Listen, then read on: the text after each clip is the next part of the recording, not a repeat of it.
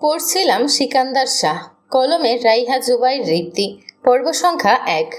দীর্ঘ ২ বছর ধরে মুনতাহা যাকে ভালোবেসেছিল, যাকে মায়ের প্রথম ঘরের সন্তান বলে, যেই বাড়ি থেকে মুনতাহাকে রিজেক্ট করে মুনতাহার সৎ ছোট বোন সিমরানকে বউ বানিয়ে নিয়ে গিয়েছিল বছর ১ আগে, সেই বাড়িরই বড় ছেলের সাথে আজ নিজের বিয়ের কথা শুনে রীতিমতো চমকে উঠল মুনতাহা। সেই ছেলে নিজ থেকে মুনতাহাকে বিয়ে করতে চাইছে, এমনকি পরিবারের বিরুদ্ধে গিয়ে। বলা বাহুল্য, মুনতাহা যাকে ভালোবেসেছিল সে মুনতাহার সৎ বাবা সালমান মির্জার আপন বড় ভাইয়ের সন্তান, নাম অর্ণব। মায়ের এক কথাতে অর্ণব ২ বছরের সম্পর্কটাকে গলা টিপে মেরে ফেলে সবার সামনে সিমরানকে বিয়ে করতে রাজি হয়। সিমরানকে যদি বিয়ে করার ছিল, তাহলে মুনতাহার ইমোশন নিয়ে খেলার মানে কি ছিল? মুনতাহা তো নিজে থেকে কখনো অর্ণবকে ভালোবাসতে চায়নি, ছেলেটাই তো বাধ্য করলো। কত পাগলামি করলো, কত বড় বড় কথাও বলেছিল যে মরে গেলেও মুনতাহাকে সে ছাড়বে না। কিন্তু সেদিন তো ঠিকই ছেড়ে দিল হাতটা, আর বাহানা দিল মা মানবে না। তুমি চাচির আগের ঘরের সন্তান, আমি তোমাকে বিয়ে করলে আমার মা সুসাইড করবে, আরও কত কি। ঠকবাজ প্রতারক ছেলে একটা। সেই ঠকবাজ প্রতারক ছেলের বড় ভাইকে মুনতাহা জেনে শুনে বিয়ে করবে? কোনো দিন না। মুনতাহা সালমান মির্জাকে বলেছিল এই বিয়েটা সে করবে না, তার পক্ষে সম্ভবই না করা।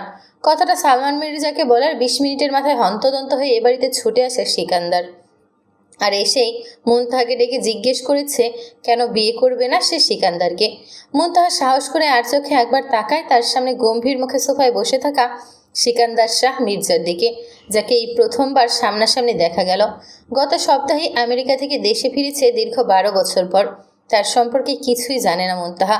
লোকটা কেমন, কি করে, নাথিং। অথচ আগাম সার্টিফিকেট দিয়ে বসে রইল তাকে নিয়ে। কেমন এক গম্ভীর দৃষ্টি নিয়ে তাকিয়ে আছে মুনতাহার দিকে সিকান্দার। অস্বস্তি হচ্ছে তার এই চাহনিতে মুনতাহার। বসার ঘরে থাকা ৩-৩টে মুখ তাকিয়ে আছে এভাবে। সিকান্দার হাত ঘড়িতে একবার সময় দেখে নিল। পাক্কা ৪০ মিনিট ধরে তারা এভাবে বসে আছে। একটা প্রশ্নের উত্তর দিতে কারো ৪০ মিনিট লাগে? সিকান্দারের জানা নেই। বাড়িতে রীতিমতো ঝগড়া করে তারপর এখানে এসেছে সিকান্দার। মেজাজটা ভীষণ চটে আছে, কিন্তু সেটা একটুও বুঝতে দিচ্ছে না সামনে বসে থাকা রমণীকে। সকল নীরবতাকে সাইডে রেখে দিয়ে সিকান্দার আবারও প্রশ্ন করল, আপনি আমাকে বিয়ে করতে চাইছেন না কেন মন? চাচাকে মানা কেন করেছেন মন? এই প্রথম তার গলার সুর শুনল মুনতাহা। বাট মন মানে কি? মন কেন বলল তার নাম মুনতাহা? কিছু জিজ্ঞেস করেছি আপনাকে মন, উত্তর দিন। আপনার এই নীরবতাকে কি তাহলে ধরে নেব আপনি রাজি আছেন? চাচাকে মিথ্যা কথা বলেছেন? মুনতাহা এবার সাহস সঞ্চয় করলো। হাত কসলাতে কসলাতে থতমত গলায় বলল, আমার পক্ষে আপনাকে বিয়ে করা সম্ভব নয়। আমি কারণটা জানতে এসেছি। কারণটা বলুন। আমার হাতে সময় নেই মন, বাড়ি ফিরতে হবে। বাড়িতে ঝগড়া করে এসেছি, শুনেছেন তো? মুনতাহা মায়ের দিকে তাকালো। সরল দৃষ্টি নিয়েই তাকিয়ে আছে। সালমান মির্জা নড়ে চড়ে বসলো। তার নিজেরও তেমন একটা মত নেই এই বিয়েতে। অজানা থাকার কথা তো নয় আপনার। আপনাকে বিয়ে করা আমার কাছে অপমানের। সিকান্দারের ভ্রু কুঁচকে আসলো সে কথা শুনে। অপমানের মানে? যে বাড়ি থেকে আমাকে প্রত্যাখ্যান করা হয়েছে, সেই বাড়ির আরেক ছেলে বিয়ে করাটা কি আমার জন্য অপমানের নয়? বাড়ি প্রত্যাখ্যান করেছে, সিকান্দার না। আমি আপনাকে বাড়ির বিরুদ্ধে গিয়ে চুজ করেছি।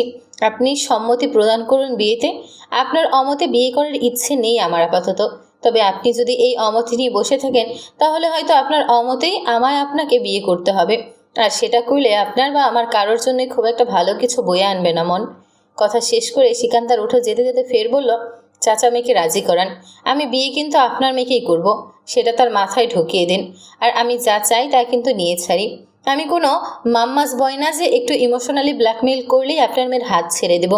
ভুল মানুষকে পাকনামি করে ভালোবেসে ঠকে গেলে তার দায়ভার নিশ্চয়ই আমি নিব না। আজ আসি, কাল আবার আসবো আপনার মেয়ের মতামত জানতে। যদি কালও রাজি না হয়, আবার ফের পরশু আসবো। পরশু না হলে টরশু, রাজি না হলে আসতেই থাকবো রোজ। সিকান্দার চলে গেল। ময়না বেগম প্রলম্বিত শ্বাস ফেলে মেয়ের দিকে তাকিয়ে বললেন, ছেলেটা ভালো মুনতাহা। আমি এখানে তোমার অমতের কিছু দেখছি না। সংসার করবে ছেলের সাথে, ছেলের পরিবারের সাথে নয়। ছেলে যদি পরিবারের বিরুদ্ধে গিয়ে তোমাকে চায়, তাহলে তোমার আপত্তি হওয়ার কথা আসছে কেন এখানে? কতদিন আর এভাবে অন্যের ঘাড়ে বসে বসে খাবে? মুনতাহার চোখ দুটো জ্বলে ভরে আসলো শেষের কথাটা শুনে। খাওয়ার খোঁটা দিল তার মা।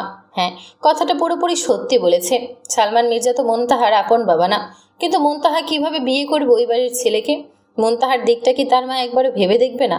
মুনতাহার কথা ফুরিয়ে গেল মায়ের শেষ কথায়। উঠে চলে গেলেন তিনি।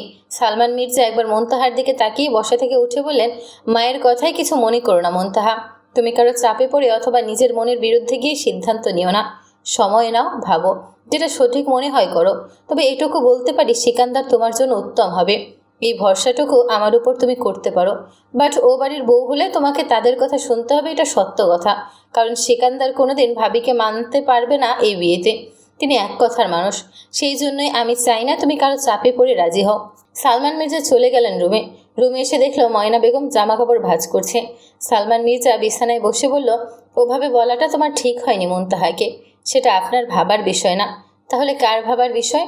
ময়না বেগম শব্দ করে আলমারির পাল্লাটা লাগিয়ে বলল, মুনতাহা কার মেয়ে? আমার মেয়ে।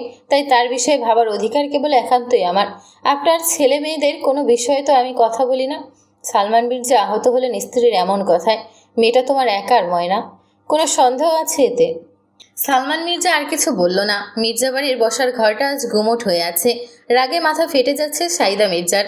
আজ সিকান্দারের জন্য মেয়ে দেখতে যাওয়ার কথা ছিল, অথচ ছেলেটা গেল না। আবার খবরও এসেছে যে সিকান্দার নাকি ওই মুনতাহাকে বিয়ে করতে চাইছে। তীব্র রাগে সে ফুঁসতে ফুঁসতে ছেলের ফেরার অপেক্ষায় আছে। অর্ণবের দিকে তাকিয়ে বলল, ভাইকে ফোন করতে। অর্ণব পকেট থেকে ফোনটা বের করে ভাইকে ফোন দিতে যাবে এমন সময় সদর দরজার দিকে তাকাতেই দেখল তার ভাই আসছে ধীর পায়ে হেঁটে। অর্ণব নিজেও অবাক হয়েছে ভাইয়ের এই সিদ্ধান্তে। সে কি করে ছোট ভাইয়ের প্রাক্তনকে বিয়ে করতে চাইতে পারে? সিকান্দার কোনো দিকে না তাকিয়ে সবাইকে পাশ কাটিয়ে উপরে উঠে চলে যেতে নিলে সাইদা মির্জা ছেলেকে ডেকে উঠে, সিকান্দার। সিকান্দার দাঁড়িয়ে যায়। সাইদা মির্জা বসা থেকে উঠে ছেলের দিকে এগিয়ে এসে বলে, এসব আমি কি শুনছি? তুমি নাকি ওই মুনতাহাকে বিয়ে করতে চাইছ? মাথাটা কি খারাপ হয়ে গেছে তোমার? সিকান্দার গম্ভীর গলায় বলল, ভুল কোনো খবর পাননি। যা শুনেছেন ঠিকই শুনেছেন। অথেন্টিক নিউজ এটা। এটা তুমি করতে পারো না সিকান্দার। ওই মেয়ে এ বাড়ির বউ হতে পারে না। কেন হতে পারে না? ওই মেয়ের বংশ পরিচয় কেমন জানো না? তোমার ছোট ভাইও সেম ভুল করতে যাচ্ছিল, তাকে ফিরিয়ে এনেছি। এখন আবার তুমি শুরু করলে। তার জন্য আমি আপনার কাছে কৃতজ্ঞতা স্বীকার করছি যে আপনার ছেলেকে ভুল করা থেকে আটকিয়েছেন। সেই সিকান্দার শাহের সম্পত্তির দিকে হাত বাড়ানোর চেষ্টা করেছিল। ভাই তো, সেজন্য জীবিত রেখে দিয়েছি। অন্য কেউ হলে এতদিন তার জায়গা কবরে থাকতো। সিকান্দার, চিৎকার করে উঠল সাইদা মির্জা। স্বামী সেলিম মির্জার দিকে তাকিয়ে বলে, কি বলছে কি তোমার ছেলে শুনছ? ওই মেয়ের মধ্যে কি দেখেছে তুমি? ওর চেয়েও হাজার গুণ সুন্দরী মেয়ে আমি তোমার জন্য খুঁজে এনে দেবো। ছেড়ে দাও ও মেয়েকে। ছাড়বো না। ছোট ছিলাম তাই তখন ছেড়ে চলে গিয়েছিলাম, এবার বড় হয়েছি, নিজের জিনিস নিজের কাছে রাখতে জানি। আপনি আমাকে আটকাতে পারবেন না। তাই অযথা দাঁড়িয়ে দাঁড়িয়ে আমার সময় নষ্ট করবেন না। আমি আগ্রহী নই। আমি কিছুতেই ওই মেয়েকে এবারের বউ হতে দিব না সিকান্দার। তোমার বিয়ে আমি জুলির সাথেই করাবো। কোনো জুলি বুলি গুলি টুলিকে আমি সিকান্দার বিয়ে করছি না। আমার বউ হবে কেবল মুনতাহা। আমি হতে দিব না। কি করবেন শুনি? বিষ খাওয়ার নাটক করবেন? এই ট্রিক্সটা বেশ পুরনো, নতুন কিছু ট্রাই করুন। শুভকামনা রইল আপনার জন্য। সিকান্দার চলে গেল সিঁড়ি বেয়ে উপরে। সাইদা বেগম রাগে ফেটে যেতে লাগলো। অবাধ্য ছেলে, সে তো জীবনও ওই মুনতাহাকে, এইতে মেয়েটাকে মেনে নেবে না। মির্জা বাড়ির কাজের মেয়ে যা মূল্য আছে ওই মুনতাহার সেই মূল্যটাও নেই। গভীর রাত। বেলকনিতে বসে নীরবে চোখের জল ফেলছে মুনতাহা। তার ভীষণ খারাপ লাগে এই জীবনটা বয়ে বেড়াতে। কেন কোনো জায়গায় সে একটু শান্তি পেল না। মেয়ে হয়ে জন্ম নিয়েছে বলে তার বাবা নামক মানুষটা তার মাকে ডিভোর্স দিয়েছিল। সেই রাগ, সেই ক্ষোভের কারণে হয়তো তার মা তাকে ভালোবাসে না। মামা মামির কাছে আশ্রয় হয়েছিল তাদের, কিন্তু মামা মামির ভালোবাসাটা পায়নি কখনো মুনতাহা। নিজের মায়ের ভালোবাসাটাই তো পায়নি কখনো। সেখানে মামা মামির ভালোবাসা পাওয়া তো দূরের কথা। মুনতাহার বয়স যখন 7, তখন মায়ের দ্বিতীয় বিয়ে হলো ঢাকায়। আর এই সংসারে থাকতে শুরু করলো তার মা। তখন মুনতাহাকে মামার বাড়িতে থাকতে হতো গ্রামে। মায়ের সংসারে যেন কোনো সমস্যা না হয় সেজন্য মুনতাহাকে যোগাযোগ করতে দিত না তার মামারা। কিন্তু প্রতিদিন অত্যাচার করতো তার মামিরা মুনতাহাকে। বাড়ির সকল কাজ তাকে দিয়ে করাতো। পড়াশোনা করতে দিত না ঠিক মতো। খুবই কষ্টের দিন ছিল। এই তো এইচএসসি টেস্ট পরীক্ষার সময় একবার তীব্র জ্বর হয়েছিল মুনতাহার। শরীর চলছিল না বলে সেদিন রাতে রান্না করেনি মুনতাহা। সেজন্য মুনতাহাকে সেদিন খুব মেরেছিল তার বড় মামি। শরীর জুড়ে কালশিটে দাগ বসে গিয়েছিল। মুনতাহার নানি নাতনির এই যন্ত্রণা সহ্য করতে না পেরে সালাম মির্জাকে ফোন করেছিল। তার ঠিক পরের দিন সালাম মির্জা এসে মুনতাহাকে তার বাড়িতে নিয়ে আসলেন। মাকে 8 বছর পর কাছে পেয়ে মুনতাহার খুশি হবার কথা ছিল, কিন্তু মুনতাহা হতে পারল না। মায়ের চোখ মুখ বুঝিয়ে দিচ্ছিল তার আসতে তার মা ঠিক কতটা অখুশি। আজ 5 বছর ধরে সে এই বাড়িতে আছে। এই 5 বছর একটিবারের জন্য মুনতাহা তার মাকে জড়িয়ে ধরতে পারেনি। সবসময় মায়ের মুখের শক্ত শক্ত কথা আর বিরক্তিকর আচরণ পেয়েছে। সেই জীবনে অর্ণব এসেছিল একটুখানি সুখ হয়ে, কিন্তু সে সুখ হয়ে ঢুকে বিষ ফেলে চলে গেল জীবনে। মুনতাহা মুখ চেপে ধরল। তার চিৎকার করে কাঁদতে ইচ্ছে করছে, কিন্তু পারছে না। এটাও আরেক যন্ত্রণা। মায়ের ডান কানে আসতেই তড়িঘড়ি করে চোখের জল মুছে ফেলল মুনতাহা। নিজেকে স্বাভাবিক করে বেলকনি থেকে চলে যাওয়ার সময় তার ফোনে একটা মেসেজ আসে। মুনতাহা ফোন অন করে দেখে একটা নিউ ফেসবুক আইডি থেকে মেসেজ এসেছে। মেসেজে পাঠানো লেখাগুলো দেখে পড়ে চিন্তার বাকি নেই এটা কার পাঠানো। মুনতাহা রাগে ফুলে উঠল, আইডিটা ব্লক লিস্টে ফেলে রাখলো। সাথে সাথে কল আসলো ফোনে। মুনতাহা নাম্বার দেখিয়ে রিসিভ করে তীব্র রাগ নিয়ে বলল, মিনিমাম লজ্জাবোধটাও কি আপনার নেই? কেন আমাকে মেসেজ দেন ফেক আইডি খুলে? আমি আপনাকে প্রচণ্ড ঘৃণা করি, বুঝতে পারেন না এই সিম্পল বিষয়টা? নাকি গন্ডারের চামড়া শরীরে, কোনটা? আর একবার ফোন বা মেসেজ করলে সামনাসামনি গিয়ে চড়িয়ে আপনার গাল লাল করে দিয়ে আসবো। কথাগুলো এক নাগারে বলে মুনতাহা যখন ফোনটা কেটে দিতে যাবে, ঠিক সেই সময় ফোনের ওপাশ থেকে ধীর গলায় ভেসে আসলো মন। চমকে উঠল মুনতাহা। ফোনের স্ক্রিনে তাকিয়ে দেখলো নাম্বারটা অচেনা। প্রতিবার এভাবে আইডি ব্লক করার পরপরই অর্ণবের ফোন আসে। মুনতাহা অর্ণবই ভেবেছিল, তবে এটা তো অর্ণবের গলা না। এই গলার মালিককে তো মুনতাহা চেনে।